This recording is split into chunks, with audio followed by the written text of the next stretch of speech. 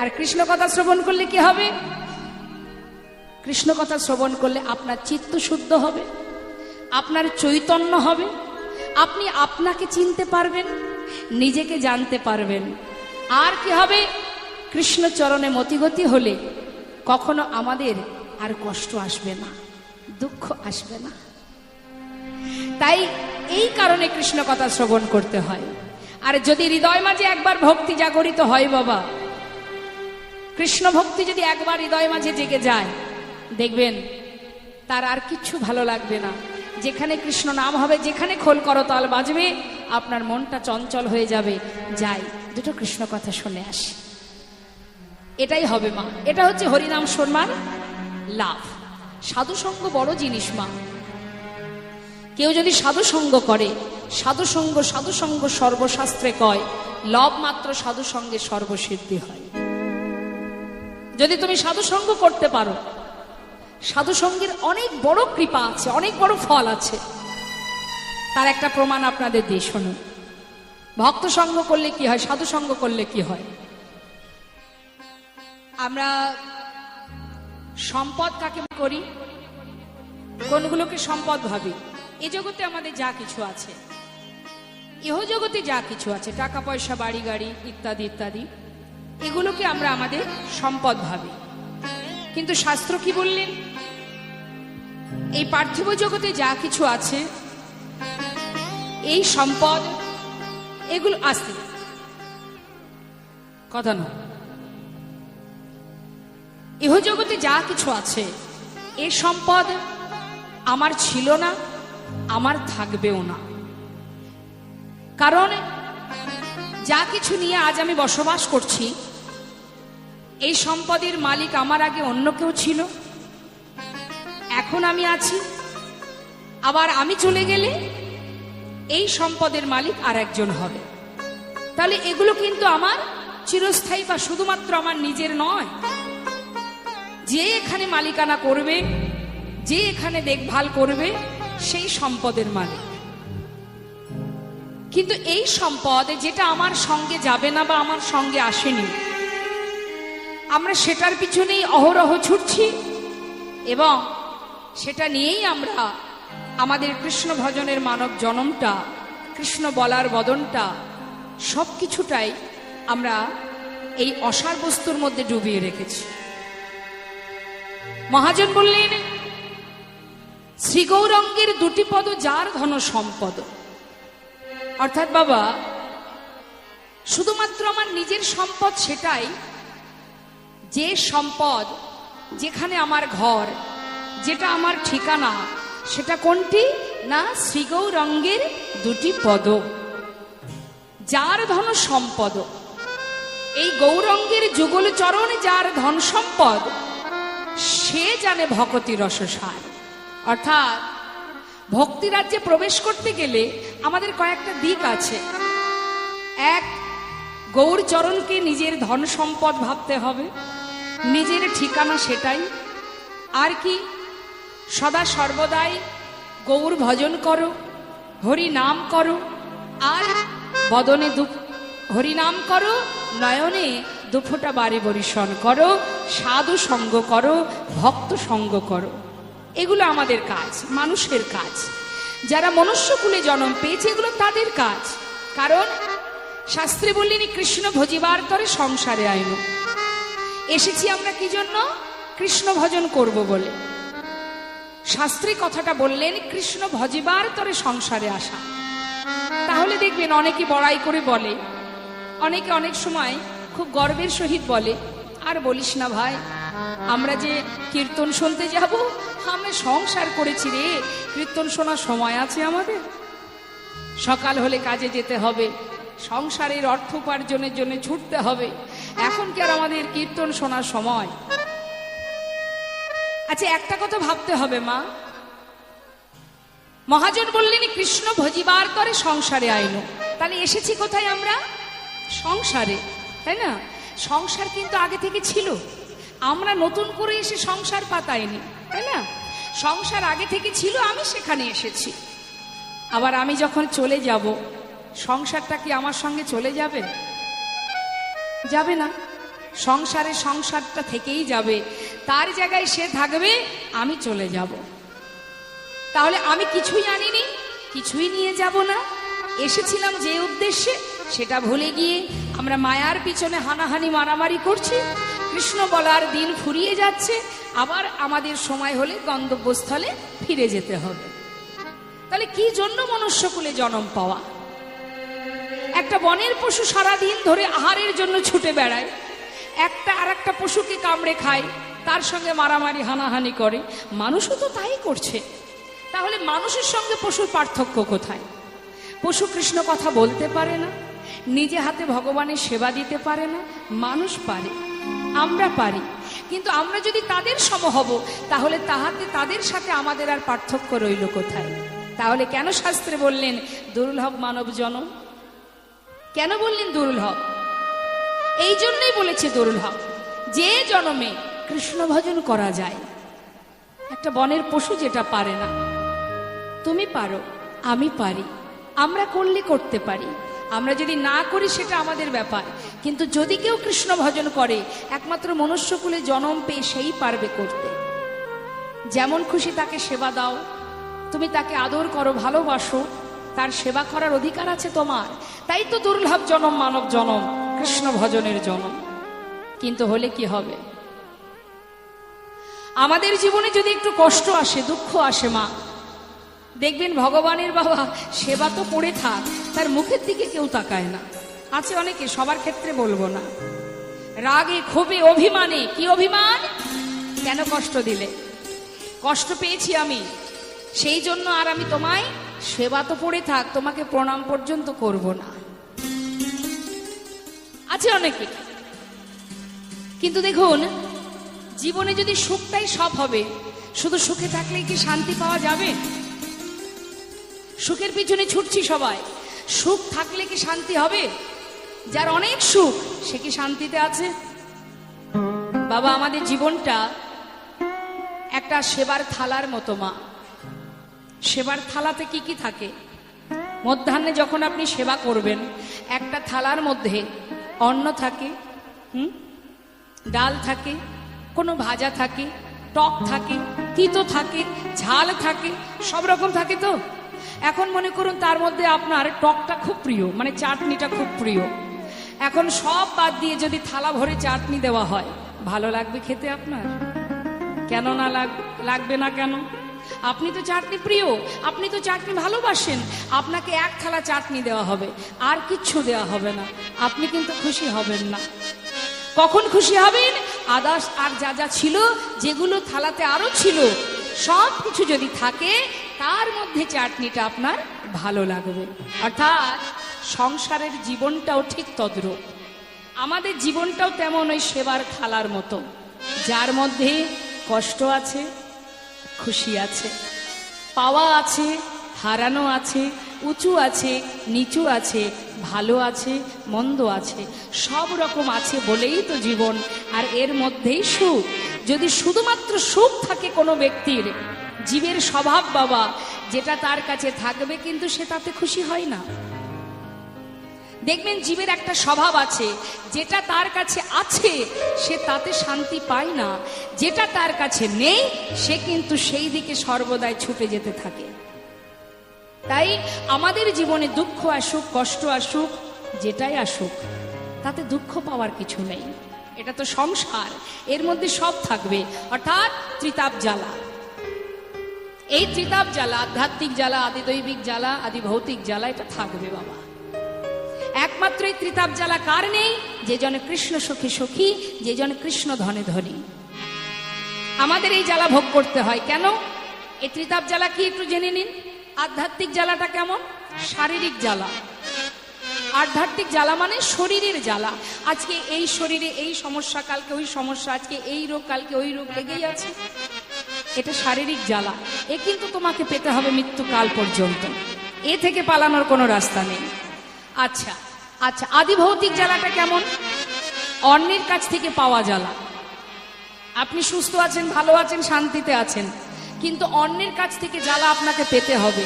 আপনি চান না, কোনো জ্বালার মধ্যে থাকতে চান না, কিন্তু জ্বালা আপনার ঘাড়ে চেপে এসে বসবেই বসবে। অন্য কোনো ব্যক্তির কাছ থেকে পাওয়া যন্ত্রণা, সেটাকে বলা হয় আদি ভৌতিক জ্বালা। সংসার জীবনে এটা পেতেই হবে, তুমি না চাইলেও তোমার ঘাড়ে এসে বসবে।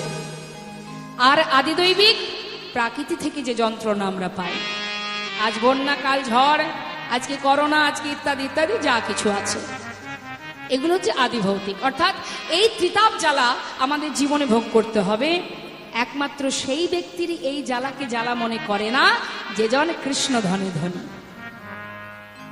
সুখে রাখো, ভালো রাখো, শান্তিতে রাখো, দুঃখে রাখো, কষ্টে রাখো, তাতে কোনো দুঃখ নেই। শুধু তোমার কাছে আমার একটা নিবেদন, পেয়েছি মানব জনম, সময় গেলে আর পাবো না প্রভু, তাই যেন তোমার চরণের দাস হয়ে থাকতে পারি। নিতাই গৌর হরিবল হরিবল। তাই এটা যদি কেউ কামনা করে থাকে, হাজারো কষ্ট পেলেও, সুদামার জীবনে অনেক কষ্ট ছিল মা, সে কোনোদিন কৃষ্ণকে ভোলেনি, নিঃশ্বাসে প্রশ্বাসে কৃষ্ণ নাম জপ করত। ভগবান পদে পদে পরীক্ষা করেছে, পরীক্ষায় কিন্তু সে উত্তীর্ণ হয়েছে। তুমি যতই পরীক্ষা করো আমি তোমায় ছাড়বো না, আমি দেখি তুমি কত পরীক্ষা করতে চাও। সেই পরীক্ষায় উত্তীর্ণ হয়ে অবশেষে সেই সর্বসুখে সুখী হয়েছে। তাই বৈষ্ণব মহাজন বললেন, ইহজগতের হাজার কষ্ট যন্ত্রণা, এ যন্ত্রণা যন্ত্রণা নয়। যন্ত্রণা আমাদের জীবনে সেদিন যদি কোনোদিন কোনো সময় ভগবান আমাকে না দেখে, না ভালোবাসে, সেদিন আমাদের জীবনের কষ্ট, সেদিন আমাদের জীবনের যন্ত্রণা। তাই যদি তুমি দিন অন্তে একবারও তাকে ডাকতে পারো, ভালোবাসতে পারো, একবার কৃষ্ণ নামে যত পাপ হরে, জীবের সাধ্য নেই জীব তত পাপ করে। কৃষ্ণ নাম করো। তবে কেন কৃষ্ণ নাম করতে হবে?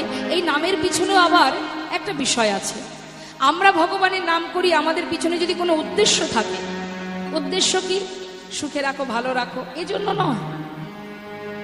প্রভুর নাম স্মরণ করো, এটা তোমার দায়িত্ব, এটা তোমাকে করতে হবে।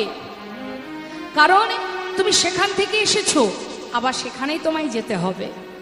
राम भक्त तुलसीदास कलम दिलेन, तुम कहाँ से आए हो और जाओगी कहा, इतना दिल विचार लो बस हो गया भजन। একবার ভাবো, একবার চিন্তা করো যে তুমি এসেছিলে যখন, কোথা থেকে এসেছো, আবার যখন চলে যাবে কোথায় যাবে?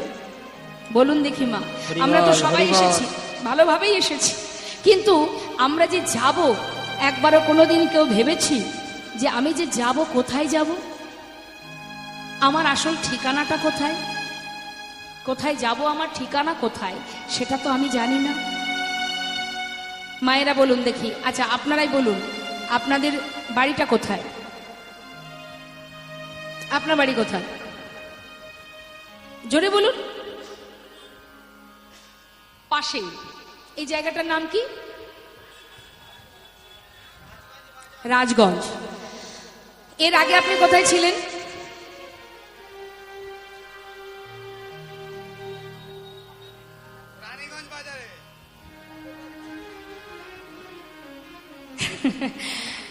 আচ্ছা, যখন মারা যাব, মানে আপনি মারা যাবেন, আমিও যাব, মারা যাবার পর আবার কি রাজগঞ্জেই থাকবো? থাকবো না। তাহলে যখন এসেছি, যেখান থেকে এসেছি, এটা আমার দুদিনের আশা, এটা আমার ঠিকানা নয়। সন্তানরা বিদেশে চাকরি করতে গেলে যেমন তার ঠিকানা ভুলে যায় না, কিন্তু আমরাও চাকরি করতে এসে আমরা আমাদের ঠিকানা ভুলে গেছি। এটা আমার ঠিকানা নয়, আমি এখানে এসেছি, আবার এখান থেকে চলে যাব, তাহলে এটা তো আমার ঠিকানা হতে পারে না। হ্যাঁ, আমার ঠিকানা এটা নয়। ঠিকানাটি কোথায়?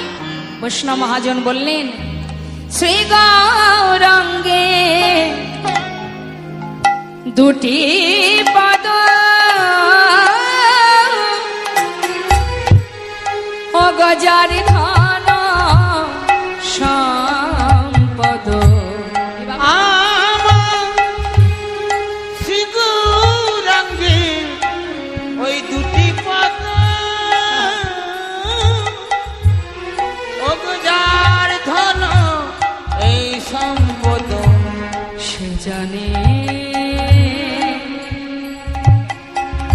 ভকতির ও গো, সেই জনে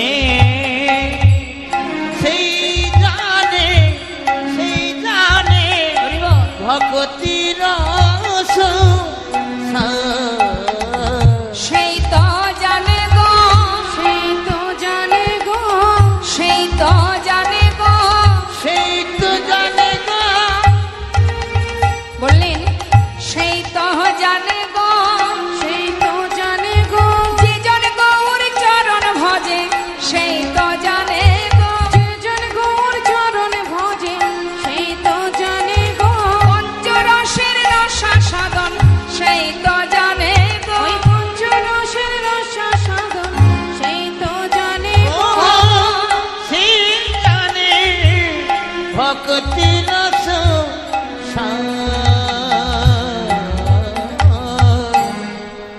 বৈষ্ণব মহাজন বললেন একমাত্র সেই জানে যে জন গৌর চরণকে সম্পদ ভেবেছে, সাধু গুরু বৈষ্ণবের সঙ্গ করেছে।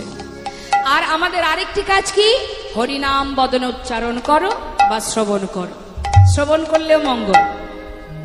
যদি যার বাকশক্তি নেই, যদি সে গাইতে না পারে, নাম করতে না পারে, তাতেও দুঃখ নেই মা। যে গাইতে পারে সেটা আলাদা বিষয়। যদি কেউ গাইতে না পারে, সে যদি শোনে তাতেও মঙ্গল। শাস্ত্রে বললেন শ্রবণং মঙ্গলম, শুনলেও তার ক্রিয়া আছে। যদি কেউ শ্রবণ করে তার ফল আছে। যেমন মনে করুন শ্রবণের যে একটা ক্রিয়া আছে, এই যে সাউন্ডের মাধ্যম দিয়ে হরিনাম প্রচার হচ্ছে, যতদূর পর্যন্ত যাচ্ছে, যত জীব আছে, ইচ্ছাই হোক অনিচ্ছাই হোক, হরিনাম তো কানে যাচ্ছে। হেলাই বা শ্রদ্ধায় যেবা নাম লয়, ক্রমে ক্রমে কৃষ্ণ ভক্তির হয় উপচয়।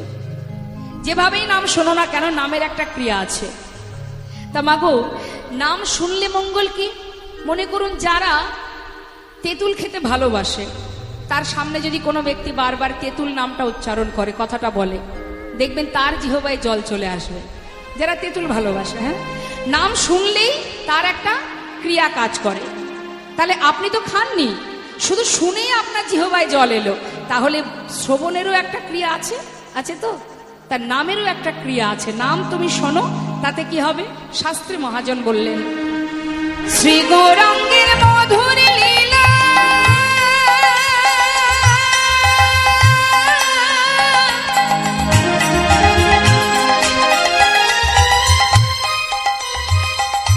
যারে করিনে প্রবেশিলা, আমার শিগুরাঙ্গের মধুর মধুর লীলা,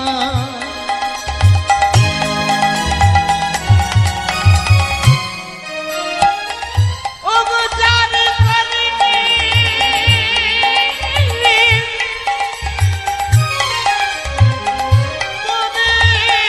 প্রবেশিলা। যদি কেউ শ্রবণ করে, মহাজন বললেন শ্রবণ করলে কি হবে? হৃদয় নির্মল ভেলতা, হৃদয় নির্মল ভেলতা,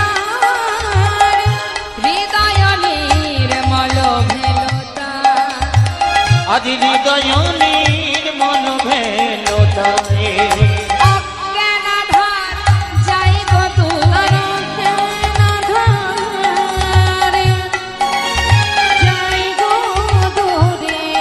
যে জন হরিনাম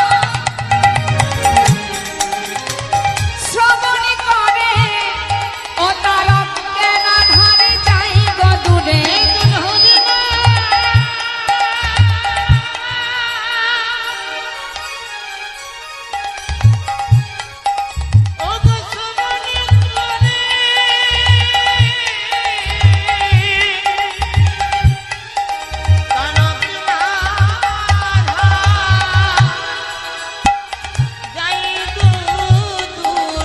যে জন কৃষ্ণ নাম শ্রবণ করে, গুরু চরণ হৃদয়ে ধরে, হৃদয়ে গৌর হরি হরি হরি হরি, কৃষ্ণ নাম শ্রবণ করে, যে জন কৃষ্ণ নামে শ্রবণ করে,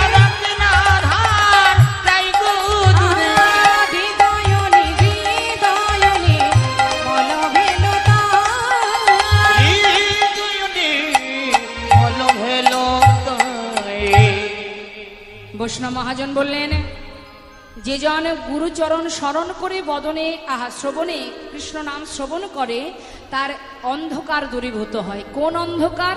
অজ্ঞানতার অন্ধকার। অজ্ঞানতার অন্ধকার মানে আমরা কিন্তু সবাই জ্ঞান শূন্য হয়ে আছি। প্রকৃত যে জ্ঞান সেটা আমাদের মধ্যে নেই মা। প্রকৃত জ্ঞান যদি আমাদের মধ্যে থাকতো তাহলে একে অপরের সঙ্গে আমরা হানাহানি করতাম না, মারামারি করতাম না। আমরা জ্ঞান শূন্য হয়ে সকলে অজ্ঞানতার অন্ধকারেই ডুবে আছি। আর এই জ্ঞানের আলো প্রকাশ করেন কে? জ্ঞানের আলো দেখান কে? একমাত্র এই ভাগবত কথা, লীলা কথা, হরিনামামৃত সুধা। যদি কৃষ্ণ নাম কেউ শ্রবণ করে তার অন্ধকার দূরীভূত হয়ে আলোর প্রকাশ পায়। ভক্ত সঙ্গ, সাধু সঙ্গ যদি কেউ করতে পারে তার অচৈতন্য দেহের চৈতন্য হয়। এটা শাস্ত্রের কথা, এটা হচ্ছে শ্রবণের গুণ। আর যদি কেউ হরিনাম গায়, মহাজন বললেন তাতেও মঙ্গল। নাম গাইলে কি ফল পাওয়া যায়? যদি কেউ হরিনাম গায়, আপনারা নিশ্চয়ই পারেন হরিনাম করতে, তো আমি চাইবো আপনারা সবাই মিলে একবার পরম বৈষ্ণবী মা, যে মায়ের পূজা চলছে, মায়ের চরণ স্মরণ করে আমরা সবাই মিলে একবার আমাদের কলিজীবের শ্রেষ্ঠ ধন হরিনামামৃত সুধা একবার সবাই মিলে আমরা আস্বাদন করব। হ্যাঁ, সবাই মিলে গাইব। প্রত্যেকে গাইবেন আশা রাখছি আমি। বেশ, তবে হাতটা তুলতে হবে। এবার প্রত্যেকে তুলুন দেখি। আমি গাইব, শুনে নিন সুরে সুরে, আপনারা গাইবেন, আমার শেষ হলে আপনারা। হরে কৃষ্ণ হরে কৃষ্ণ কৃষ্ণ কৃষ্ণ হরে হরে, হরে রাম হরে রাম, রাম রাম হরে হরে, হরে কৃষ্ণ হরে।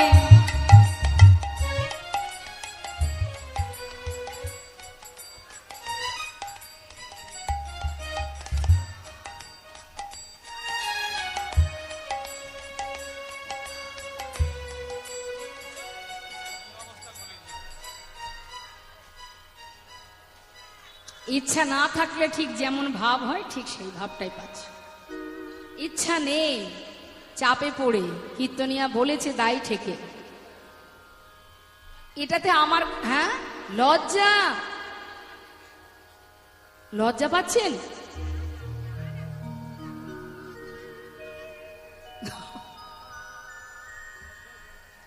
আচ্ছা আচ্ছা, ঠিক আছে, একটু চেষ্টা করুন।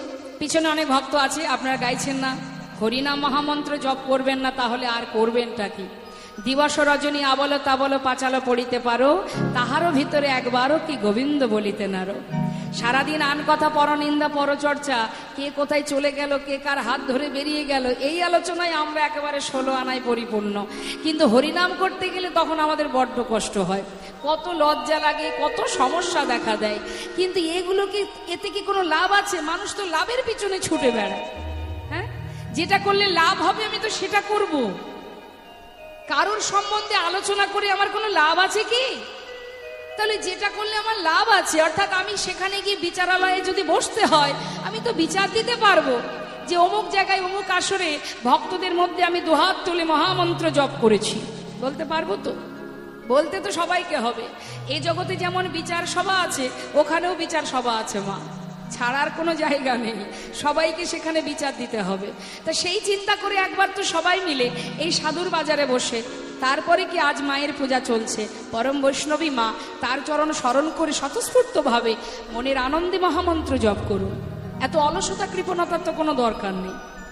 যার যার নিজের কাজ, এটা তো আর কেউ ভাগ নেবে না। দেখে হাত তুলুন সবাই। নিজের চিন্তা করে, আমার চিন্তা নয়।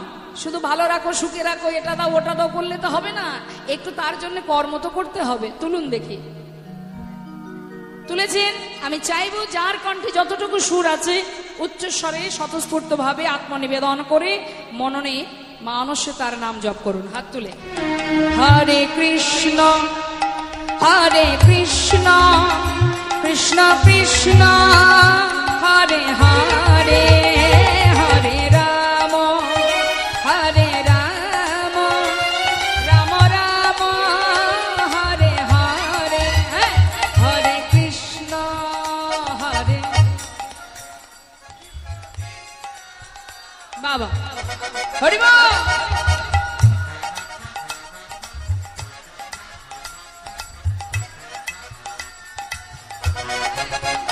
হরে কৃষ্ণ কৃষ্ণ কৃষ্ণ হরে হরে, হরে রাম রাম রাম হরে হরে, হরে কৃষ্ণ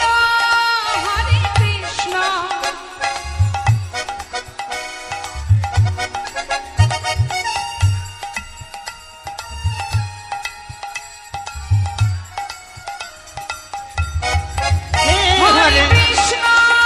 হরে কৃষ্ণ কৃষ্ণ কৃষ্ণ কৃষ্ণ হরে হরে, হরে রাম রাম রাম হরে হরে। বলুন হরে কৃষ্ণ।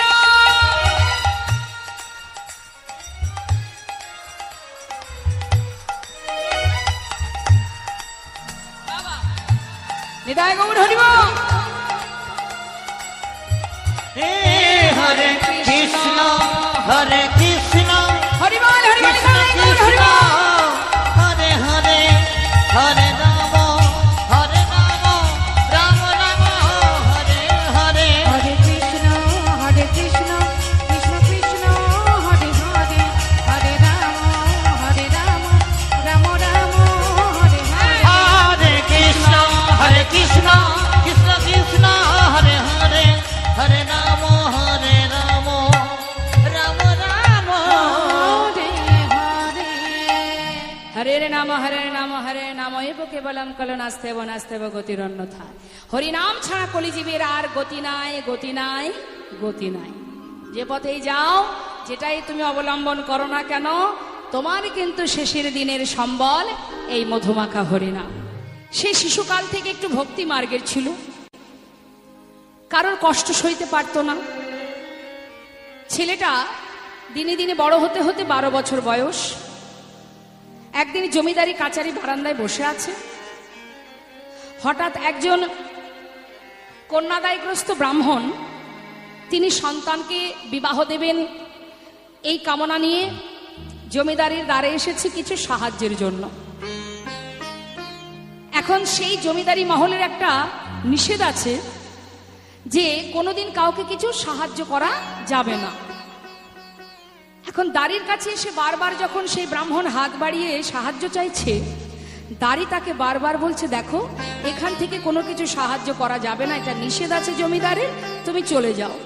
কিন্তু জমিদারি মহলে এসেছে যার এত ধন ঐশ্বর্য, সেখান থেকে কিছু পাবে না, সে কোনো মতেই শুনছে না, বারবার করজোড়ে কাকতি মিনতি করছে।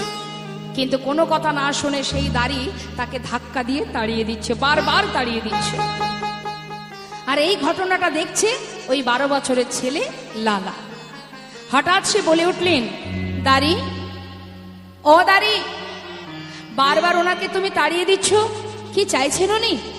বাবু, উনি এসেছেন কিছু সাহায্যের জন্য, কিন্তু এই মহলের একটা আদেশ আছে, জমিদারি মহলে, এখান থেকে কাউকে কিছু দেওয়া যাবে না, সাহায্য করা যাবে না।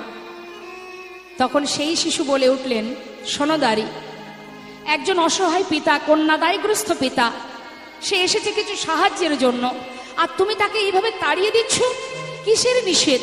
যার এত ধন ঐশ্বর্য, সে 1000 টাকা একজন ব্রাহ্মণকে দিতে পারবে না?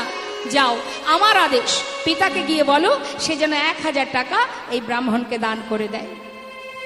দাড়ি ভিতরে প্রবেশ করে জমিদার প্রাণকৃষ্ণ সিংহকে যখন ঘটনাটা বললেন, প্রাণকৃষ্ণ সিংহ একটু রাগ হলো, কেননা সে প্রতিজ্ঞা করেছে তার দুধের শিশু, এতটুকু ছেলে 12 বছর বয়স, সে পিতার আদেশ লঙ্ঘন করে। তিনি আর সইতে না পেরে দাড়িকে বলে উঠলেন, শোনো দাড়ি, 1000 টাকা ব্রাহ্মণকে দিয়ে আমার ছেলেকে জানিয়ে এসো, যতদিন সে নিজে রোজগার করতে না শিখবে ততদিন কোনো কিছু দান করবার স্পর্ধা যেন না দেখায়। হরিবল হরিবল। এই কথা শোনা মাত্রই 12 বছরের ছোট্ট ছেলে মনে মনে ভাবলেন, পিতা, আমি তোমার সন্তান, যার এত ধন ঐশ্বর্য, আজ সে কিনা 1000 টাকা একজন ব্রাহ্মণকে দান করতে পারে না। আজ আমি তার সন্তান হয়ে আমি নিজে লজ্জিত। বেশ সোনাদারি, তুমি আমার পিতাকে জানিয়ে দাও, আমি যতদিন নিজে রোজগার না করতে শিখব ততদিন আমার পিতার কোনো ধন ঐশ্বর্যের একটি কোনাও আমি কাউকে দেব না। বারণ করে এসো, বলে এসো।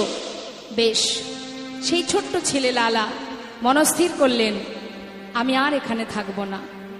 যার এমন মনের মানসিকতা, এত ছোট মনের পরিচয় যখন দিয়েছে, সেই রাজার সন্তান হয়ে না থাকাই ভালো। আহা, আমি এখানে আর থাকবো না। সে মনের দুঃখে, মনের কষ্টে সেই জমিদারি সমস্ত কিছু পরিত্যাগ করে, ওই 12 বছরের ছেলে মুর্শিদাবাদ পরিত্যাগ করে সে চলে গেল বর্ধমান জেলায়। বর্ধমানে গিয়ে একটা ফেরেশতাদারে 20 টাকা বেতনে কাজ করতে শুরু করে দিল 12 বছরের ছেলে লালা। দেখতে দেখতে ছেলেও বড় হচ্ছে, আর পিতা তিনি বৃদ্ধ হচ্ছে। যতদিন যায় সমস্ত এলাকার প্রজাবর্গকে পাঠিয়ে দেয় ছেলেকে ফিরিয়ে আনার জন্য, কিন্তু কোনো মতেই ছেলে আসে না। আর সে যাবে না। কেন? এমন পিতার মুখ আমি আর দেখব না। সে প্রতিজ্ঞাবদ্ধ, কঠিন প্রতিজ্ঞা। সে কিন্তু তার মতো কর্ম করতে শুরু করলো। এদিকে দেখতে দেখতে বাবা শয্যাশায়ী হলেন। নিতাই গৌর হরিবোল হরিবোল। জীবনে যা কিছু ধন ঐশ্বর্য ছিল বাবা, সব কিছুর প্রতি মোহ মায়া একটু একটু করে ত্যাগ হতে শুরু হলো। একটা সময় আসবে, প্রত্যেকের জীবনে আসবে। এখন যা কিছুর জন্য আমরা মারামারি করছি, হানাহানি করছি, বর্তমান সমাজের হাল তো সবাই জানেন। একটা দিন সব কিছুর প্রতি মায়া, ভালোবাসা, মোহ সব কেটে যাবে। সবার জীবনে এদিন আসবে। দেখবেন মানুষ প্রতিটা মুহূর্ত বদলায়, মানুষের পরিবর্তন হয় পরিস্থিতির সাথে সাথে বাবা।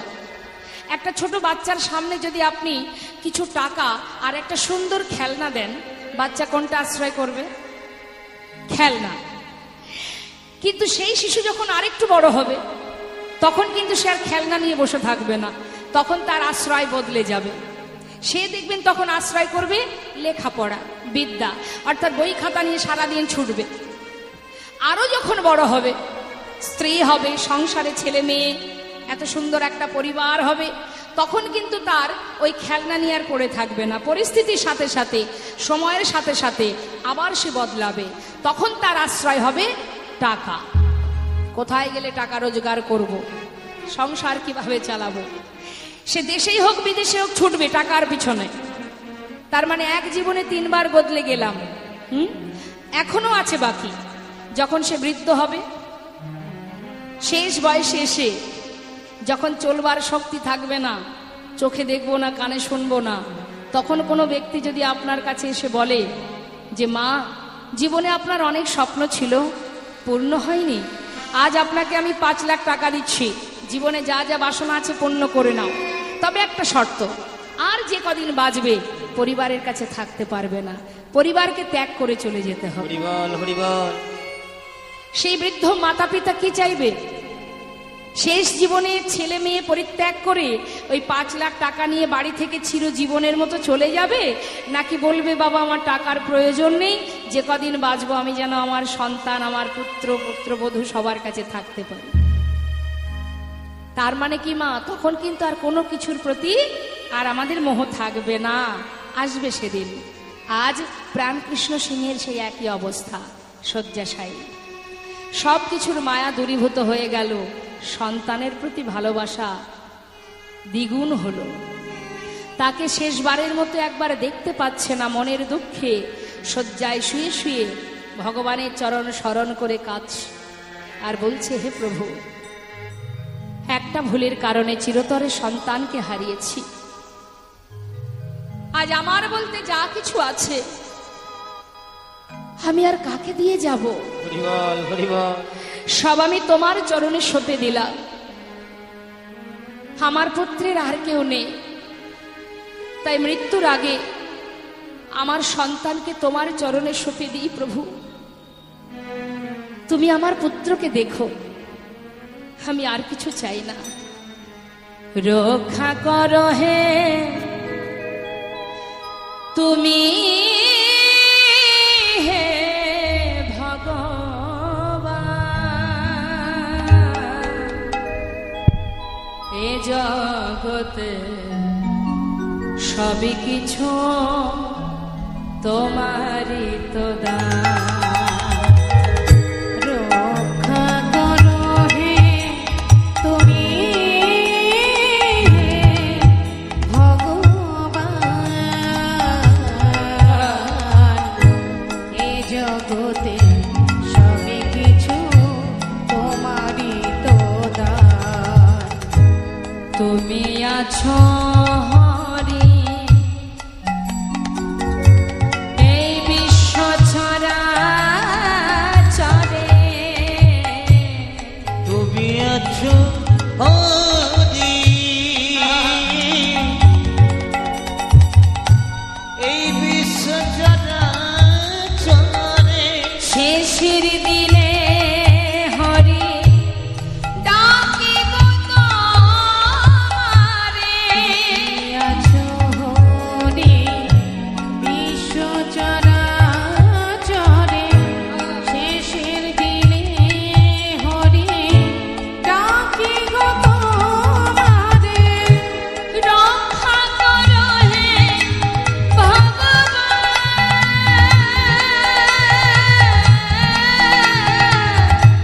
রক্ষা করো হে ভগবান।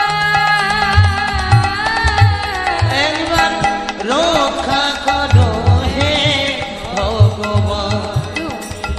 রক্ষা করো হে তুমি ভগবান, এ জগতে সবই কিছু তোমারই তো দান। ভগবানের চরণ স্মরণ করতে করতে মা প্রাণ ত্যাগ করলেন। যখনই মারা গেল খবর চলে গেল লালার কানে। সমস্ত প্রজাবর্গরা ছুটে গেল লালার কাছে। বাবু, এবার তো আপনি ফিরে চলুন, না হলে এই জমিদারি কে রক্ষা করবে? যার প্রতি আপনার অভিমান ছিল সে তো চিরতরে চলে গেছে, এবার তো আপনি ফিরে চলুন। যেই নাই কথা বলা, লালা এবার পুনরায় আবার বর্ধমান থেকে ফিরে এলো। ফিরে আসার পর পিতার সমস্ত ক্রিয়াকর্ম সেরে এবার লালা সমস্ত জমিদারি হিসাব নিকাশ বুঝে নিয়ে রক্ষা করতে শুরু করলেন। জমিদারি রক্ষা হতে হতে লালার উপযুক্ত বিবাহের বয়স হয়েছে, তাই সমস্ত এলাকাবাসী এক সুকন্যার সন্ধান পেয়ে লালা মানে জমিদার লালার সঙ্গে তার বিবাহ দেয়। বিবাহ হলো, বিবাহের পর তার একটি সন্তানও হলো। সন্তান পুত্র সন্তান, ছেলের নাম নারায়ণ। একটা পালিতা কন্যা ছিল জমিদার লালার, যার নাম সুমতি। এই সুন্দর সংসার মা, কিন্তু কখন কার ভিতরে ভগবানের কৃপা হয় সেবা কে জানে। আজ দেখুন এত সুন্দর সংসার, সুখে স্বাচ্ছন্দ্যে দিন কাটছে, জমিদারিও রক্ষা হচ্ছে, দিন যায় আনন্দ আনন্দ মহা আনন্দ। কিন্তু হঠাৎ তার ভিতরে একটু একটু করে কিভাবে বৈরাগ্য ত্যাগের সৃষ্টি হলো আমরা সেটা জানব। যখন লালা জমিদারি রক্ষা করতে শুরু করলেন, কিছুদিন পর হঠাৎ একদিন তার দ্বারে এসে পৌঁছালো এক ভিখারি। ভিখারি এসে চিৎকার করে বলে উঠলেন, ভিক্ষাং দেহি। চিৎকার শুনে জমিদার লালা সেই ভিখারির সামনে এসে দাঁড়ালেন। জিজ্ঞাসা করলেন, এই ভিখারি, তুমি ভিক্ষা করো কেন? ভিক্ষা করো কেন? সেই জমিদার লালা জিজ্ঞাসা করা মাত্রই বলে উঠলেন, বাবু, আমি কেন ভিক্ষা করি শুনবেন? তাহলে বলি শোনো। বাবু গো, বাবু গো,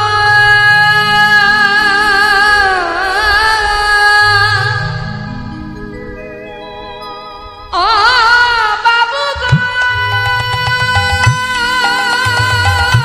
বাবু গো, বাবু গো,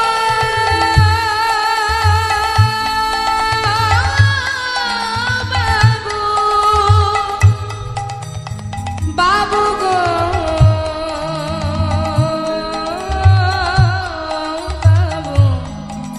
বাবু গো, বাবু। আমি হলাম দিন ভিখারি, বলে ও গো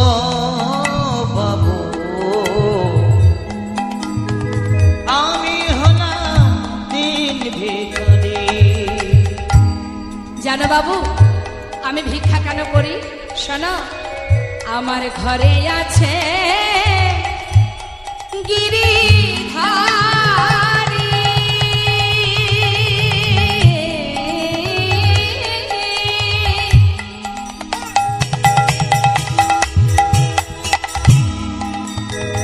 ও বাবু তাই দাঁড়ে দাঁড়িয়ে আমি ভিক্ষা করি। আমার ঘরে আছে ওই গিরি ধাজি ধাজি বাবু গো, বাবু হরি বল। বাবু গো,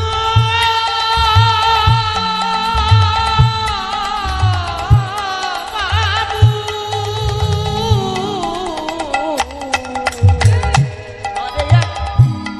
আমার ঘরে আছে গিরিধারী,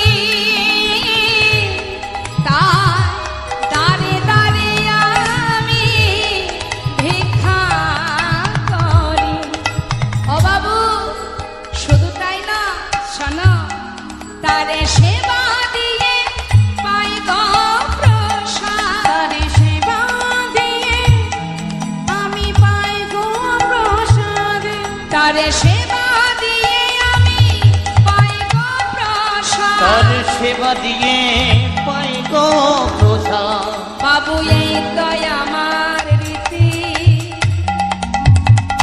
আমি হলাম দিন ভিখারি, আমি হলাম ভিখারি। আচ্ছা দাঁড়াও দাঁড়াও দাঁড়াও দাঁড়াও, তুমি ভগবানের সেবা দিয়ে তারপরে সেবা করো, বুঝেছি, ঠিক আছে দাঁড়াও। দেরি না করে অনেক দামি দামি রত্ন একটা পাত্রে করে নিয়ে সেটাকে একটা পুটুলি বেঁধে এবার ভিখারির হাতে দিচ্ছে। এই যাও ভিখারি, এই নাও এগুলো ধরো। কি হবে বাবু, এই এত বড় এই পুটুলির মধ্যে কি আছে? শোনো, অনেক দামি দামি রত্ন আছে, যাও এগুলো নিয়ে যাও। এগুলো দিয়ে কি করব? কেন, আমার মতো ধনী হয়ে যাবে, নিয়ে যাও। ঠিক আছে বাবু, আমি তাহলে আসি। মাথায় করে নিয়ে যাচ্ছে মা। লালা কিন্তু দরজার কাছে দাঁড়িয়ে আছে। বেশ কিছুটা পথ গেছে, যাবার পরে সেই পুটুলিটা নিয়ে দূরে একটা জঙ্গলের মধ্যে সেটাকে ছুঁড়ে ফেলে দিয়েছে। যেই ফেলে দিয়েছে, এদিকে দাঁড়ে দাঁড়িয়ে আছে কে? জমিদার। চিৎকার করে উঠলেন, ভিখারি, এত বড় স্পর্ধা তোমার, যা কিছু তোমাকে দিয়েছি তুমি ফেলে দিলে, কেন ফেলে দিলে? বাবু আমাকে ক্ষমা করুন বাবু, আমি আপনার দেয়া এই মূল্যবান রত্ন মাথায় করে নিয়েই তো যাচ্ছি, কিন্তু হঠাৎ পিছন থেকে কে যেন আমায় বলল, ভিখারি এগুলো নিয়ে কোথায় যাচ্ছিস? ও তুইও বুঝি ওই জমিদারের মতো ধনী হতে চাস? কেন রে, আমি তো কোনোদিনই তোকে বলিনি আমাকে ক্ষীর এনে দে, ননি এনে দে, মাখন এনে দে। তুই যেমন দাঁড়ে দাঁড়ে পাঁচ বাড়িতে ভিক্ষা করে যা পাস, আমি তো তাতেই খুশি। এর জন্য এত কিছু ধন ঐশ্বর্যের কি বা প্রয়োজন? ওরে আয়, ওগুলো ফেলে দে, ওর কোনো প্রয়োজন নেই। আমি তো তোর কাছে কোনোদিন কিচ্ছু চাইনি, তুই আমাকে যেমনটা সেবা দিবি আমি তাতেই খুশি। চলে আয়, ওগুলো ফেলে দে। প্রভু আমার অন্তর থেকে, অন্তর্যামী যিনি মা, অন্তর থেকে ভিখারিকে সাড়া দিচ্ছে, বোঝাচ্ছে, যেন বলছে, ভিখারি বলছে, জানো বাবু, আমার মন থেকে যেন কে বলছে, আয় ভিখারি আয় রে ফিরে, ওরে ভুলে যাস না মহাভরে। আয় ভিখারি আয় রে ফিরে, ওই ভুলে যাস না মহাভরে। আয় ভিখারি আয় রে ফিরে, ভুলে যাস না মহাভরে। আয় ভিখারি আয় রে ফিরে, ভুলে যাস না তোর মহাভরে। গোবিন্দ সেবার বেলা বয়ে যায়, তোর গোবিন্দ সেবার বেলা বয়ে যায়।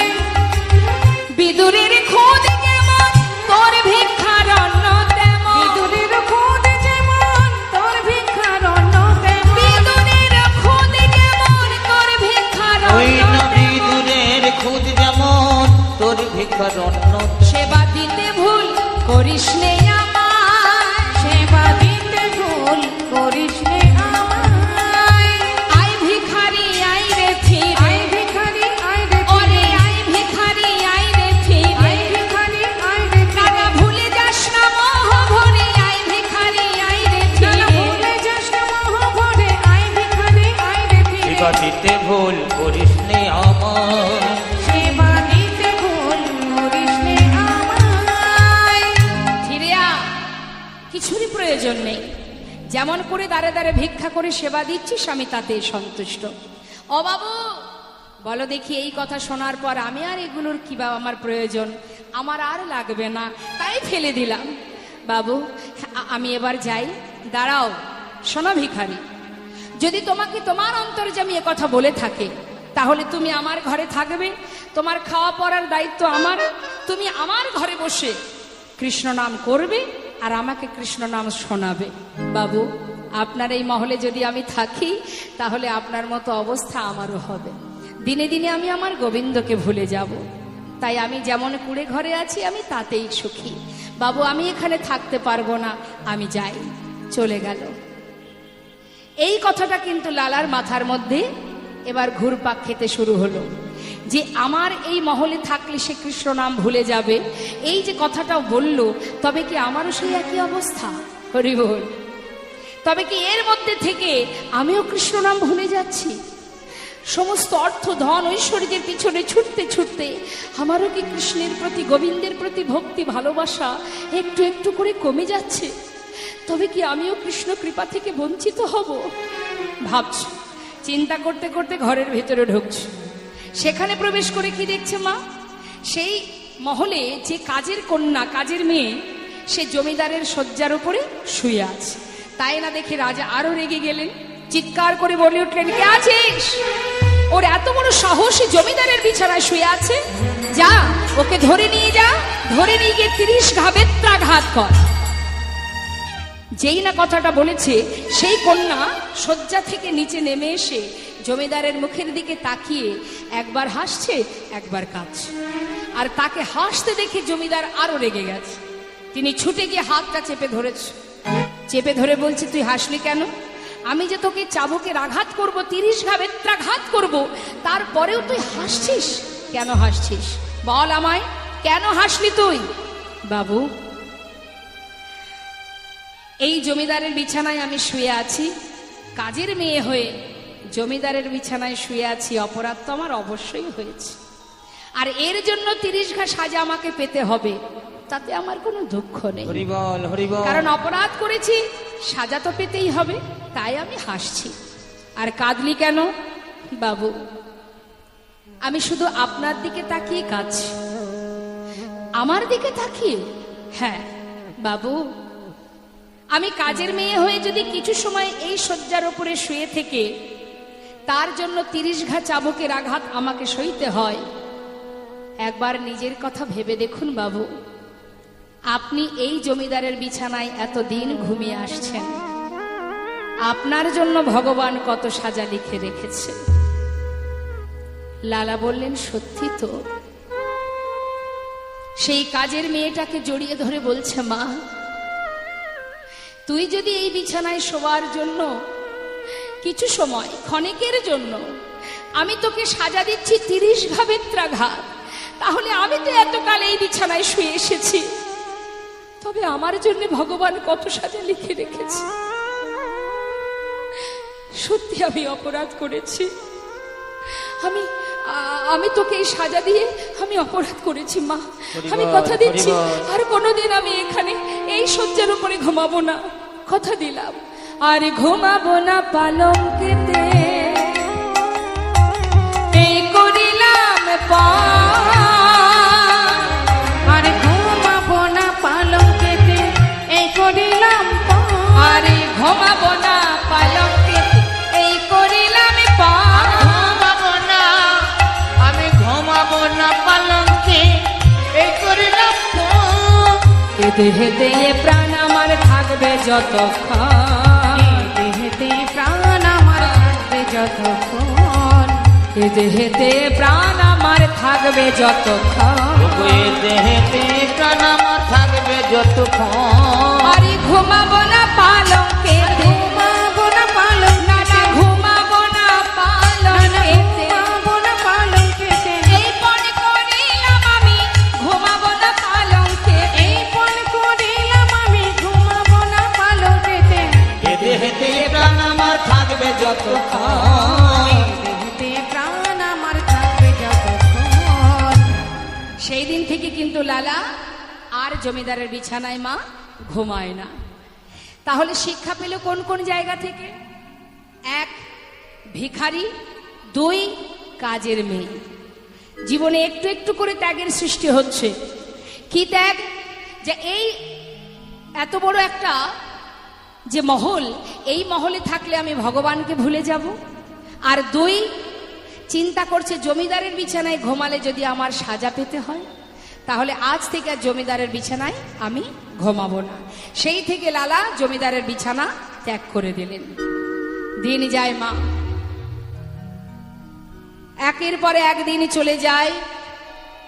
যেতে যেতে হঠাৎ একদিন লালা খাজনা আদায় করবার জন্য গোটা রাজ্য পালকি চেপে পরিদর্শনে যাচ্ছেন আর খাজনা আদায় করতে যাচ্ছেন।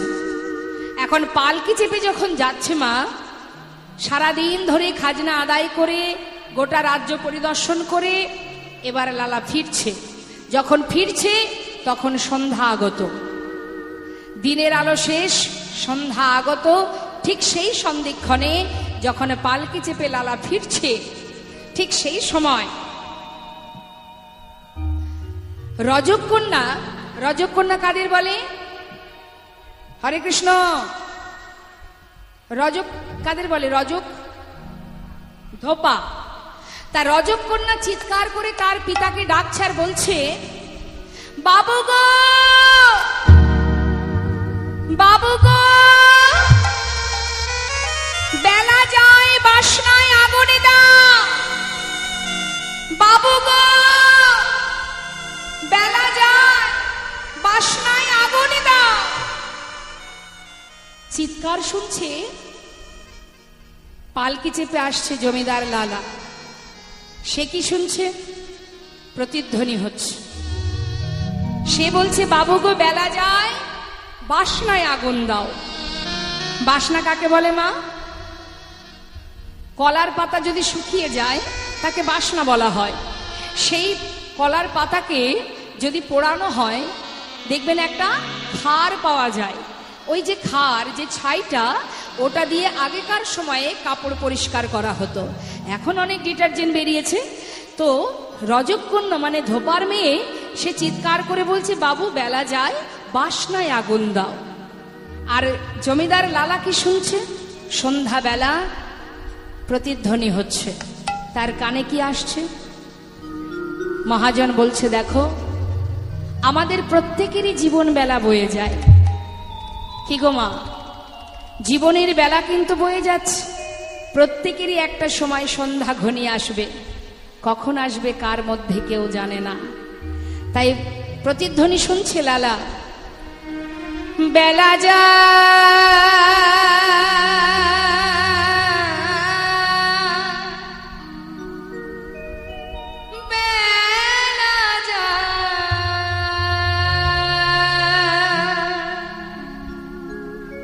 বেলা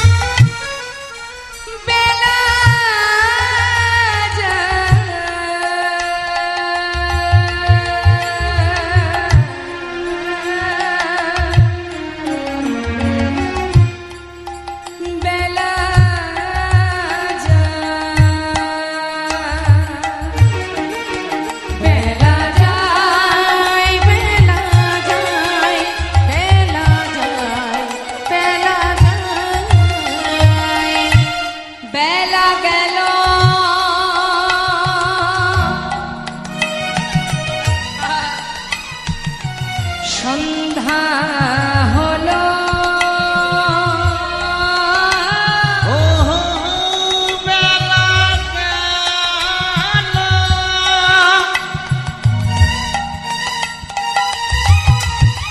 আমাদের সন্ধ্যা হলো। ওরে মন রে,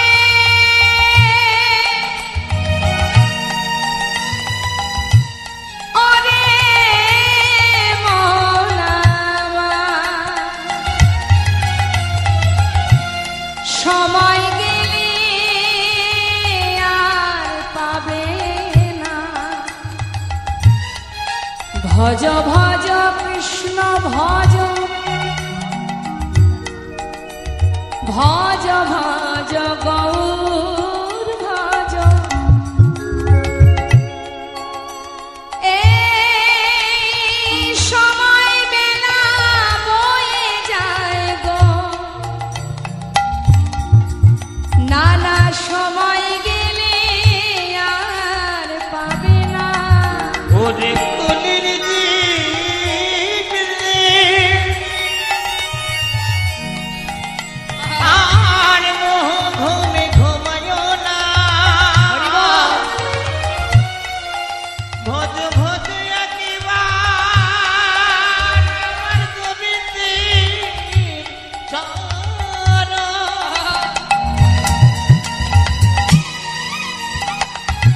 ওরে হরি গো,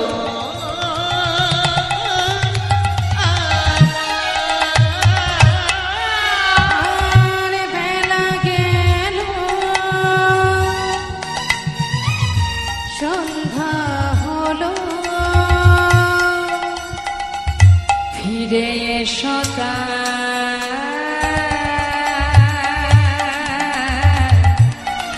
বেলা যায়, বেলা যায়, বেলা যায়। বেলা যায়, বেলা যায়, বেলা যায়, বেলা যায়, বেলা যায়, বেলা যায়, বেলা যায়, বেলা যায়।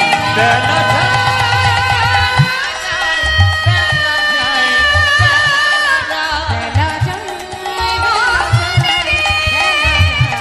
বেলা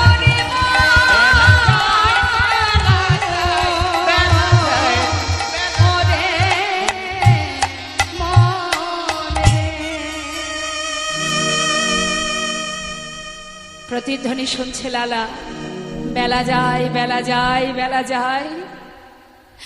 পালকি থেকে নেমে এসে সেই রজক কন্যার সম্মুখে দাঁড়িয়ে জমিদার লালা জিজ্ঞাসা করলেন, মা তুই কি একটা বললি যেন, আর একবার বল। বাবু, আমি তো আপনাকে কিছু বলিনি, আমি আমার পিতাকে বলেছি বেলা যায় বাসনায় আগুনে দাও। না না, আমি যে অন্য কিছু শুনেছি। তুই যে বারবার বললি বেলা যায় বাসনায় আগুনে দাও, আমি যে বারবার শুনলাম তুই যেন বারবার আমায় বললি বেলা যায় বাসনায় আগুনে দাও, বাসনায় আগুনে দাও। সত্য কথা, জীবন বেলা সকলেরই বয়ে যায়। হরিবল। জানি না কার হাতে কতটুকু সময় আছে। মা, ঠিকই তো বলেছিস, কামনা বাসনার পিছনে ছুটতে ছুটতে আমার যে চলে যাওয়ার সময় হয়ে গেল। হরিবল, হরিবল। আমি আর থাকবো না, জানি না কতটুকু সময় আছে। আজই আমি সর্বস্ব পরিত্যাগ করে আমার আপন ঘরের সন্ধানে আমি ছুটে যাব। মারে, আজ তুই আমাকে আমাকে সঠিক পথ দেখিয়ে দিলি। আমি চলে যাব, আমি আজই চলে যাব। সর্বস্ব পরিত্যাগ করে চলে যাবার মনস্থির করে পালকি চেপে ফিরে এসে তার কন্যা সুমতিকে বললেন, সুমতি, হ্যাঁ আজ না মা, আমি এক জায়গায় যেতে চাই। বাবা, কোথায় যাবে তুমি? এই তো খাজনা আদায় করে ফিরে এলে। মা, চিরতরে চলে যাব। দে না মা, সারা গায়ে একবারে কৃষ্ণ নাম লিখে দে। আমি চলে যাই। বাবা, কি হলো তোমার হঠাৎ? পালকি চেপে খাজনা আদায় করে ঘরে ফিরে এলে হঠাৎ তোমার মাথায় কি হলো? কোথায় যেতে চাও তুমি? সারা গায়ে কৃষ্ণ নাম লিখবে কেন?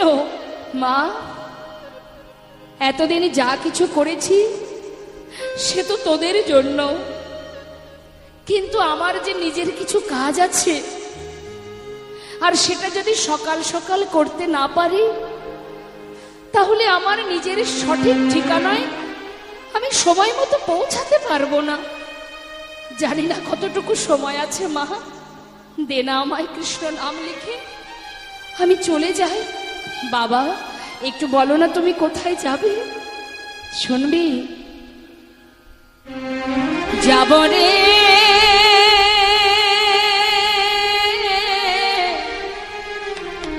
যাব আমি,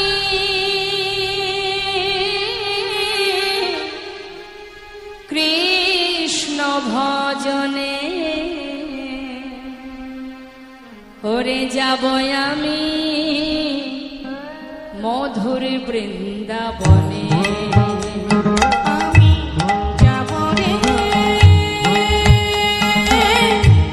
যাব আমি কৃষ্ণ ভজনে, যাব আমি মধুর বৃন্দাবনে। ওই না যাব আমি মধুর বৃন্দাবনে। রইল সাধীর জমিদারি, রইল এ ঘর বাড়ি, রইল সাধের জমিদারি, রইল এ ঘর বাড়ি, বৃন্দাবনে চলে যাব সব কিছু ছাড়ি। আমি বৃন্দাবনে চলে যাব সব কিছু ছাড়ি। সাজায়ে দে কৃষ্ণ দাস মনে আমার এই অভিলাষ, সাজায়ে দে কৃষ্ণ দাস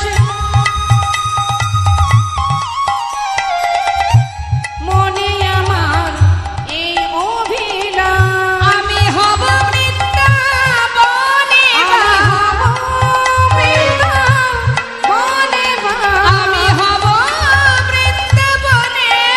আমি হব বৃন্দাবনে ওরে এই আশা মনে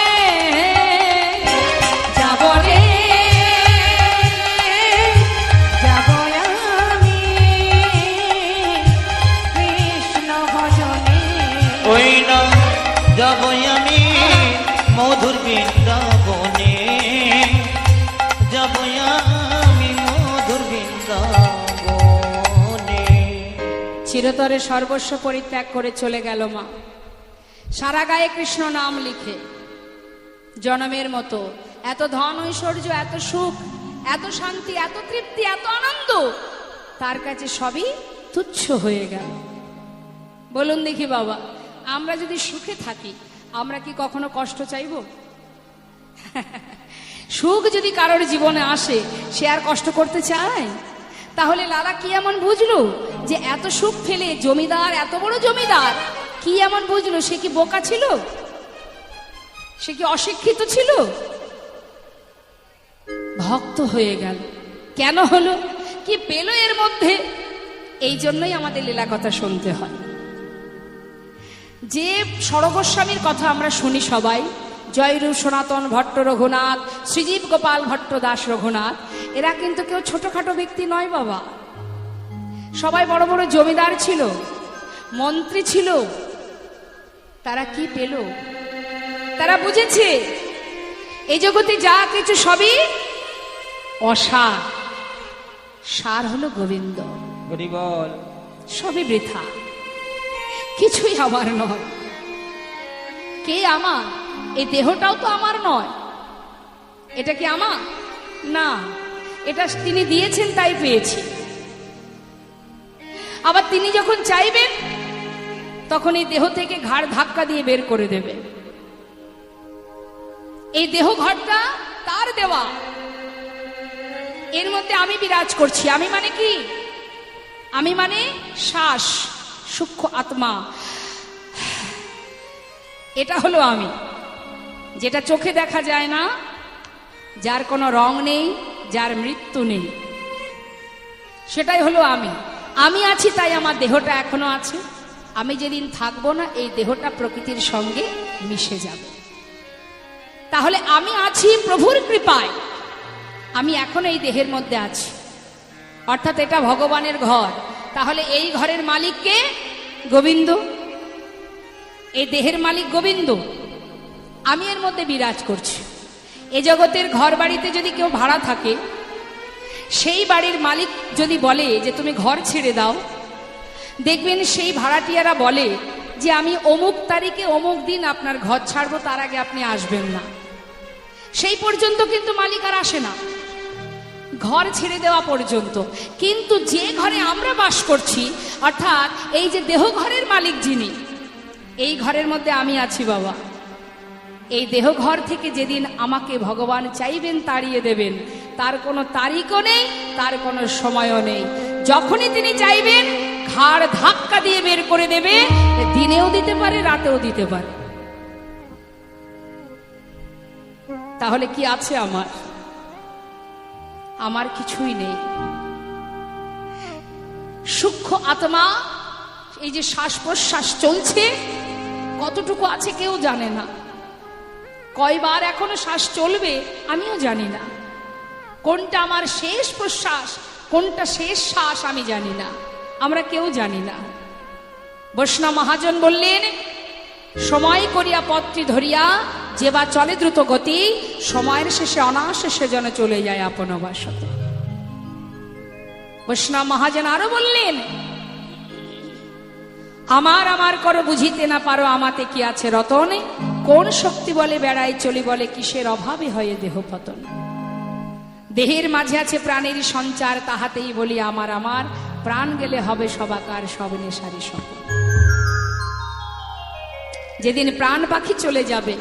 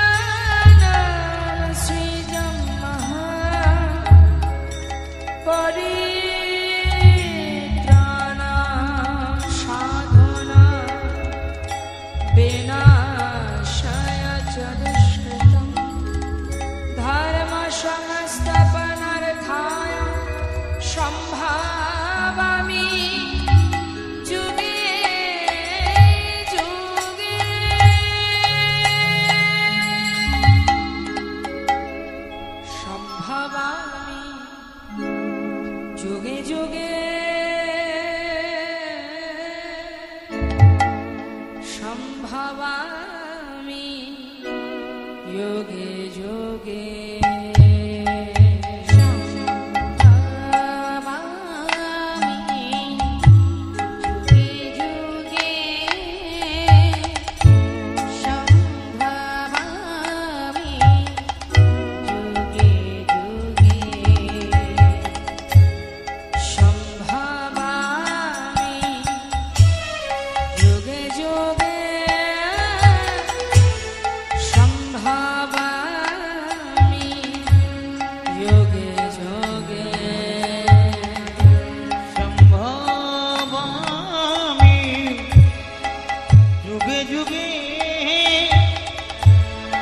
সম্ভবামি, যোগে যোগে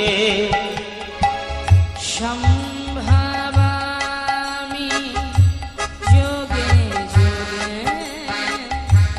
সম্ভবামি, যোগে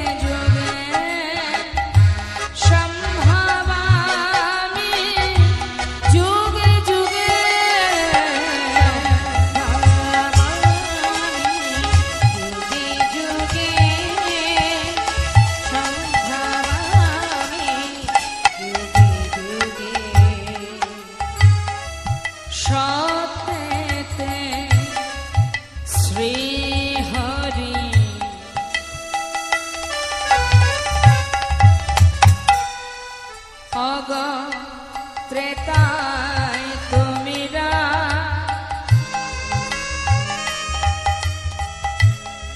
দাপরে শ্রী কৃষ্ণ তুমি নবঘন শ্যামা নবঘন শ্যামা সতী শ্রী হরি পিতাই তুমি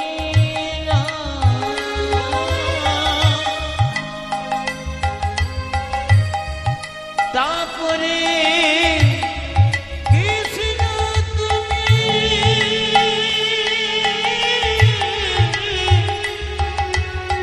ওই নবঘন শ্যামা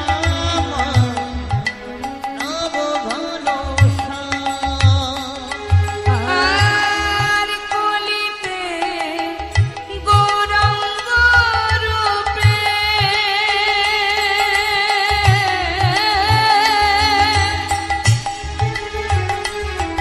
আর কলিতে গৌরাঙ্গ রূপে তুমি এলে নদিয়া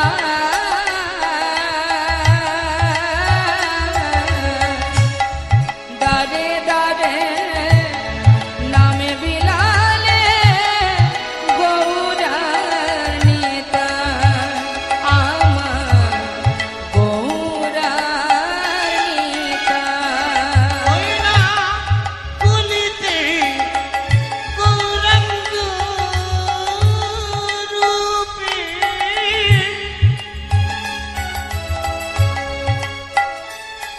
অগয়নে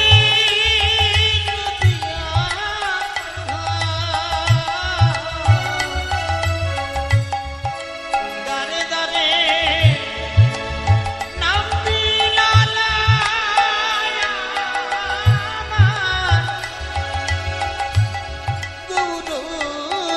গৌরনিতায় আমার গৌরার নিতায় সম্ভবামি যুগে যুগে সম্ভবামি যুগে যুগে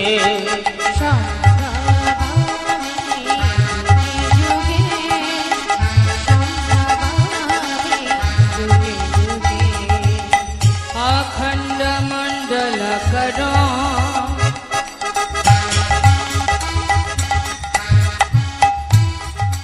व्याप्त में जन चर चर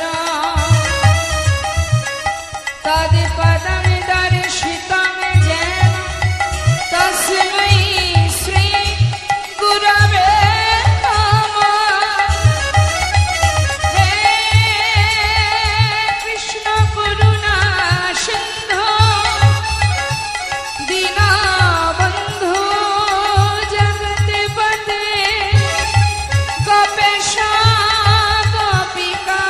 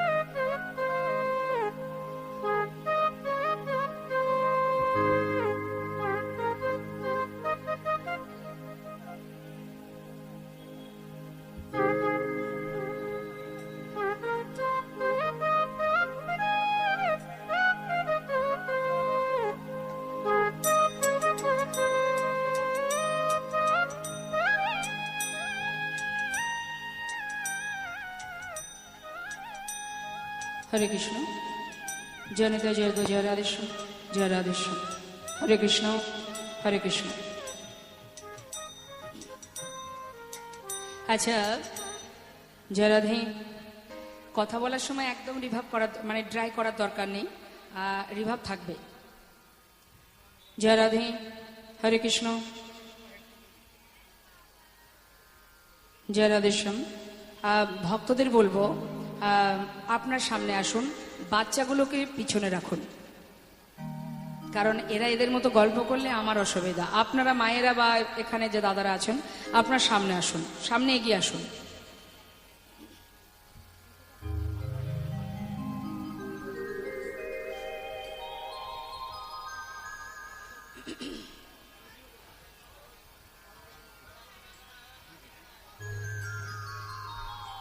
হ্যাঁ, কথা বলতে হবে। জয় রাধে, হরে কৃষ্ণ, হরে কৃষ্ণ, হরে কৃষ্ণ। এগিয়ে আসুন, এগিয়ে আসুন, সামনে আসুন। জয় রাধেশ্যাম।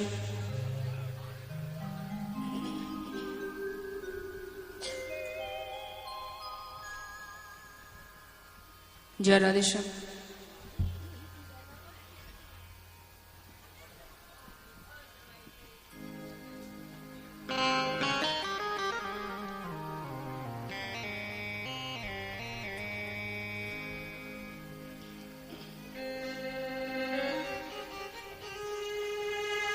হরে কৃষ্ণ, জয় রাধে, জয় রাধে। মাইকম্যান দাদা রিভাব রাখুন। জয় রাধেশ্যাম, হরে কৃষ্ণ, জয় রাধে, হরে কৃষ্ণ, জয় রাধে। গানের সময় যেমনটা ছিল তেমনটাই। জয় রাধেশ্যাম, অতটা নয়, একটু কম। জয় রাধেশ্যাম। রিপিট হচ্ছে, রিপিটটা করবেন না। জয় রাধেশ্যাম, হরে কৃষ্ণ, জয় রাধে। ঠিক আছে। উপস্থিত সকল সাধুগুরু বৈষ্ণব ভক্তবৃন্দ ও আমার সকল ভক্তিমতী মায়েদের চরণে সর্বাগ্রে রইল অধমার শতকোটি প্রণাম।